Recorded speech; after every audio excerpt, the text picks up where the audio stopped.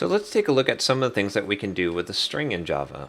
So if you remember, we can declare a string variable just by typing the word string, giving it a name. We'll call this first name, and we'll set this equal to John. Now, some of the interesting things that we can do with a string in Java is we can, of course, just print out a string. So let's make sure that we're able to print this out. And we can also, remember, we can't modify a string, but we can add some strings together and it'll create a new string.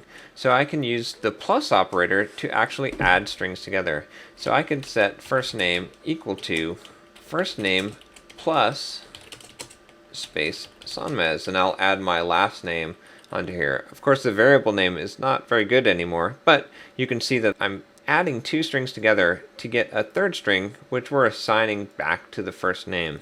In fact, why don't we just create a new string here, and we'll call this full name.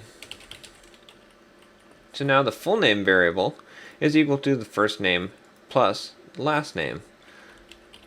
And if I print this out, you'll see that it is equal to both of those strings added together. Another interesting thing that we can do with strings is because strings are actually objects, we can actually get the length of a string by calling methods on the string. So we can call the length method, and that will spit out the length of the string. We can see that it's 11 characters long. And we can also find out where a letter is in the string by calling a method on the string. We can call dot index of, and we can pass in a character or even another string. And for this example, let's pass in the character Z. And you can see the special syntax I'm using to use a single character, which is single quotes.